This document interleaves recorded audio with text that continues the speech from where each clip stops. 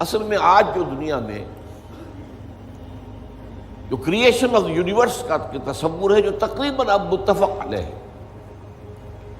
کچھ عرصے پہلے تک جس کو ہم کہتے ہیں Newtonian era of physics, Newton کا دور، وہ بابائے فزکس ہے، اس میں کوئی شک نہیں، بابائے طبیعیات جو ہے وہ نیوٹن ہے، اگرچہ اس کے بعد ایک انقلاب عظیم آئنسٹائن کے ذریعے سے آیا، اب یہ آئنسٹائن کا دور ہے جس میں ہم سانس لے رہے ہیں، لیکن یہ کہ بابائے طبیعیات نیوٹن، اس نیوٹونین فزکس نے جو تصورات پیدا کیے تھے، اس کا ذہن میں یہ نقشہ تھا کہ یہ کائنات ہمیشہ سے ہے اور ہمیشہ رہے گی، مادہ ہمیشہ سے ہے اور ہمیشہ رہے گا، میٹر از انڈسٹرکٹیبل، مادہ ختم ہو ہی نہیں سکتا، وغیرہ وغیرہ وغیرہ وغیرہ، ہماری تفصیل میں نہیں جا سکتی۔ آج ہمیں معلوم ہو گیا ہے، اور اس پر اجماع ہے تقریباً فزکس کا اور کافی عرصے سے، this universe has a beginning, اور اس کو نام دیا گیا بگ بینگ۔ کتنے بلینز اینڈ بلینز اگو، ایئرز اگو، ایک بہت بڑا دھماکہ ہوا تھا، بگ بینگ، اور اس سے کائنات کا آغاز ہوا۔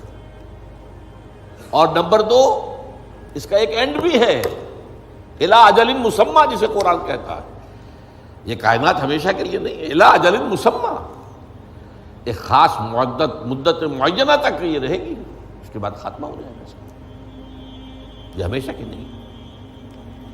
تو بگ بینگ سے جو ایک نظریہ شروع ہوا کہ شروع میں کیا تھا،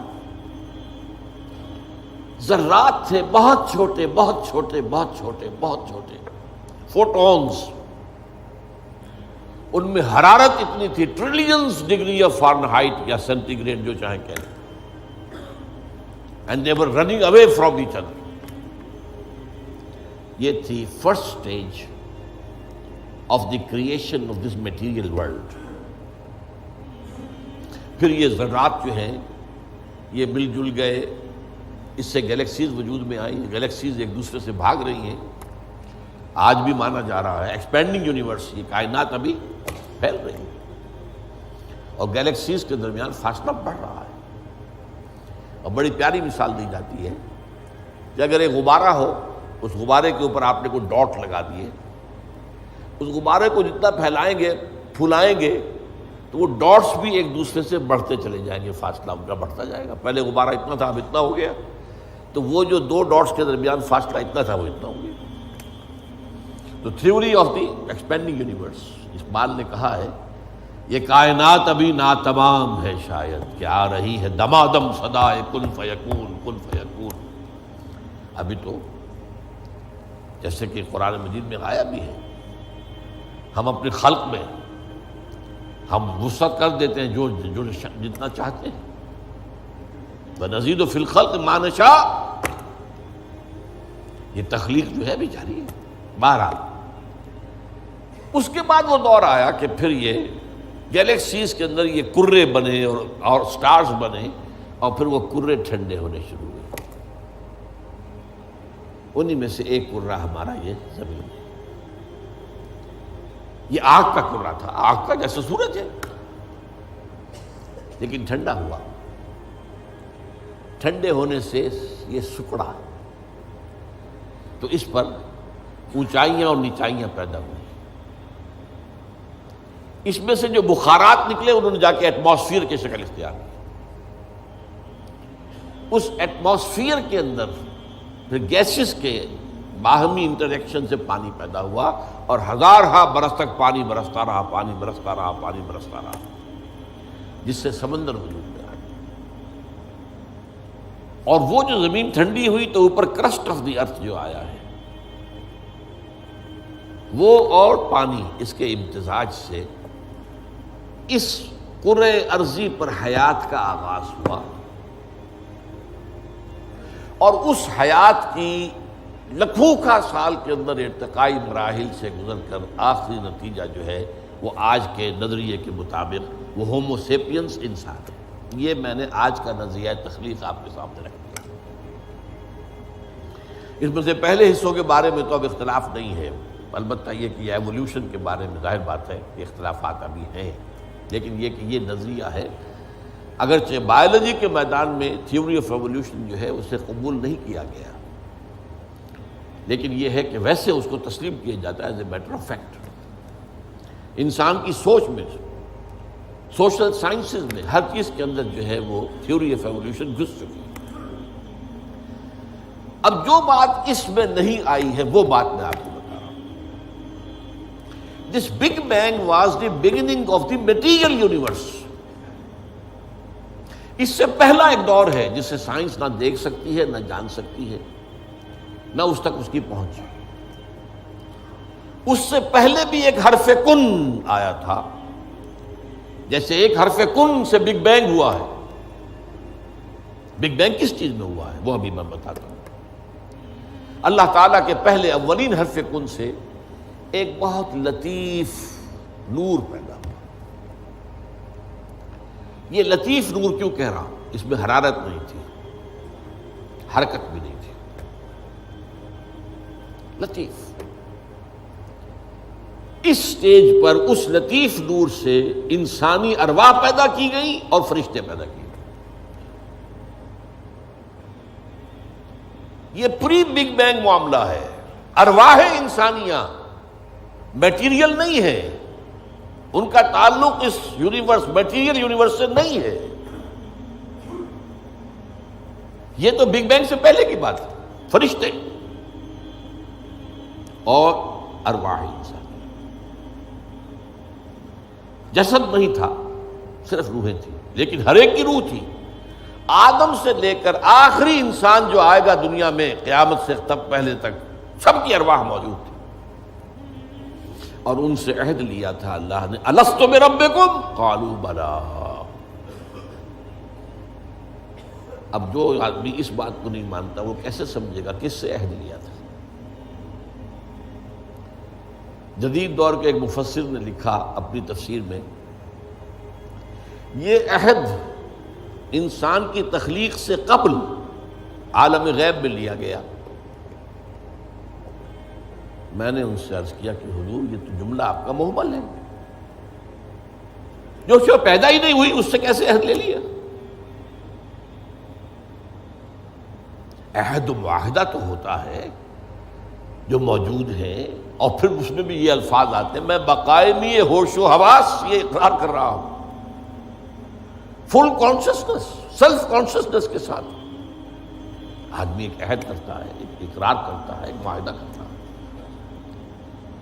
تب میں نے جب ان سے عرض کیا تو انہوں نے مانا کہ ہاں تمہاری بات ٹھیک ہے، یہ عہد اجساد انسانیہ کی تخلیق سے قبل ارواح انسانی سے لیا گیا۔ یہ ایک سٹیج تھی جس میں ارواح پیدا کی۔ اس عالم ارواح میں جبکہ ابھی میٹیریل ورلڈ شروع نہیں ہوئی، ابھی وقت کا کوئی تصور نہیں ہے۔ یہی وجہ ہے کہ عالم ارواح میں جو کچھ ہوتا ہے اس میں وقت نہیں لگتا، کن فیکون، کن فیکون۔ عالم خلق میں آ کر وقت لگتا ہے۔ آسمان اور زمین 6 دنوں میں پیدا کی ہے، وہ دن ہمارے 24 گھنٹے والے دن تو نہیں ہے۔ انسان کے ایک نطفے سے لے کر ایک بچے کے مکمل ہونے تک 9 مہینے لگتے ہیں، ٹائم لگتا ہے۔ عالم ارواح میں ملائکہ کے لیے کیا خیال ہے آپ کا؟ جبرائیل کو عرش معلیٰ سے یہاں آنے میں کوئی وقت لگتا ہے؟ ٹائم ایلیمنٹ ہے ہی نہیں۔ ابھی یہ اس دور کی پیداوار ہے جبکہ ابھی ٹائم پیدا ہوا ہی نہیں۔ Time and space, time and space جو ہے یہ کانسیپٹ ہے بگ بینگ کے بعد کا۔ حرکت بھی ہے تو اسی کے بعد جو وقت کا تصور پیدا ہوگا، دی پاسنگ ٹائم۔ لہذا یہ ارواح انسانیہ پیدا کی گئی جبکہ ابھی میٹیریل یونیورس کی ابتدا نہیں ہوئی تھی، اور ان کو ایک کولڈ سٹوریج میں رکھ دیا گیا۔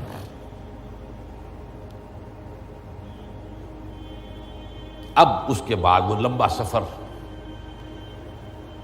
یہ جو تنزلات اور ارتقاء، یہ اصل میں 2 اصطلاحات آتی ہیں۔ ہمارے پرانے فلسفیوں نے بھی تو آخر کوشش کی تھی نا، سائنس تو ابھی نہیں تھی، سائنس کا تو ابھی تک جو ہے معلومات کا دائرہ بہت ہی محدود تھا، لیکن یہ ہے کہ تنزلات ستہ، تنزلات خمسہ، الاحد سے الواحد وغیرہ، یہ ذہنی خیالات تھے، یا عقل اول سے فلک اول اور عقل ثانی پیدا ہوئی، اور عقل ثانی سے فلک دوم اور عقل ثالث پیدا ہوئی، تو 9 افلاک اور عقول عشرہ، یہ ہمارے پرانے فلسفی جو ہے متکلمین، ان کے ہاں الفاظ مل جائیں گے جن کی نہ کوئی سند قرآن میں ہے، نہ حدیث میں ہے، کوئی سوال ہی نہیں، نہ سائنس اس کی کوئی تائید کرتی۔ جو بات میں عرض کر رہا ہوں، اب اس کے اعتبار سے آپ کو سائنس کے درمیان اور اس پورے تصور کے درمیان معلوم ہوگا کہ ہم آہنگی ہے، مکمل ہم آہنگی، جبکہ ابھی صرف نور، اور نور بھی اس میں نہ حرارت نہ حرکت، ارواح انسانیہ کا اور ملائکہ، پھر وہ بگ بینگ، اور وہ جو عرصہ گزرا ہے جس میں کہ حرارت، شدید ترین حرارت، اس دور میں جنات پیدا کیے گئے۔ اب قرآن مجید کہتا ہے وَلَقَدْ خَلَقْنَا الْإِنسَانَ مِنْ صَلْصَالٍ كَالْفَخَّارِ وَخَلَقْنَا الْجَانَّ مِنْ مَارِجٍ مِنْ نَارٍ، آگ کی لپٹ سے، اور ایک جگہ فرمایا ہم نے آدم سے بہت پہلے جنات کو پیدا کیا تھا، وَالْجَانَّ خَلَقْنَاهُ مِنْ قَبْلُ مِنْ نَارِ سَمُومٍ۔ سموم کہتے ہیں وہ جو ہوا بعد سموم جس میں جلتی ہوئی آگ ہوتی ہے، لو، سخت صحرا کی لو، اس کا تصور کیجیے آپ، اس کی آگ سے، اس کی حرارت سے جنات پیدا کیے۔ یہ جنات جو ہے اس زمین کی پیداوار نہیں ہے، مٹی کی پیداوار نہیں ہے، یہ ایک لطیف تر شے ہے ہم سے۔ مٹی تو انرٹ ہو گئی، آ گئی، ہم مٹی سے بنے، چاہے وہ ایوولوشن کے لمبے پروسیس کے تھرو بنے ہیں یا یہ کہ ڈائریکٹ کریشن ہوئی ہے، لیکن ہے تو دونوں مٹی سے۔ قرآن بھی کہتا ہے مٹی سے، اور سائنس بھی کہتی ہے مٹی سے۔ ہم دی کلے، کرسٹ آف دی ارتھ، اور قرآن بھی کہتا ہے وَجَعَلْنَا مِنَ الْمَاءِ كُلَّ شَيْءٍ حَيٍّ، ہر شے میں حیات جو ہے، اس حیات کا منبع اور سرچشمہ پانی ہے۔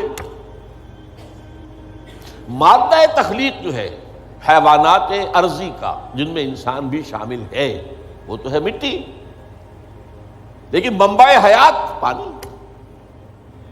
وَجَعَلْنَا مِنَ الْمَاءِ كُلَّ شَيْءٍ حَيٍّ، اور یہی سائنس کہتی ہے کہ سمندر کے کنارے پر، دلدلی جگہوں پر، وہاں کیا ہوتا تھا کہ ابھی پانی پیچھے ہٹ گیا ہے، پھر پانی آ گیا ہے، پھر پھٹ گیا ہے، یہ تعامل چل رہا ہے، اور اس کے نتیجے میں وہاں جو کیمیکل کمپاؤنڈز تھے، اس کے بعد آرگینک کمپاؤنڈز بنے، اس کے بعد اسی کے اندر جو ہے جو حیات کا جرثومہ پیدا ہوا، ایک سیل امیبا، یہ ان کا کہنا ہے۔ میں اس وقت اس کی نہ تصدیق کر رہا ہوں نہ تردید کر رہا ہوں، جو بتا رہا ہوں آپ کو کہ دونوں کا ایک یہ جو ہے بات متفق علیہ ہے کہ مٹی سے اور پانی سے بنے، اس میں کوئی اختلاف نہیں۔ اب یہ سلسلہ جو چلا ہے، اب وہی کہانی جو ہے یہ دہرائی جا رہی ہے، وہی ایک سیل سے رحم مادر میں بچہ پروان چڑھ رہا ہے، جو ہو سکتا ہے 9 ملینز آف ایئرز میں ہوا ہو، ایک جرثومے سے لے کر انسان تک کا معاملہ وہ رحم مادر میں 9 مہینے میں ہو رہا ہے، the same process, single cell, اور اس کے یہ مراحل ہیں۔ تو زندہ تو ہے، نطفہ بھی زندہ، علقہ بھی زندہ، مضغہ بھی زندہ، ماں کی طرف سے آنے والا بیضہ بھی زندہ، مرد کے نطفے اور ماں کے بیضے سے امتزاج سے وجود میں آنے والا زائگوٹ، نطفۃ امتحان، وہ بھی زندہ۔ لیکن جب 120 دن ہو جاتے ہیں تو اب یرسل الملک، کا بعد اب وہ فرشتہ بھیجا جاتا ہے، وہ رحم مادر میں، وہ روح، اس کی روح، میری روح جو وہاں تھی، وہ لا کر میری والدہ کے رحم میں وہ جو میرا حیولہ وجود میں آیا تھا اس کے اندر پھونکی گئی ہے، تب میں بنا ہوں، میرا وجود انسان کی شکل اختیار کیا ہے۔ یہ ہے در حقیقت قرآن مجید کا جو حقیقت انسان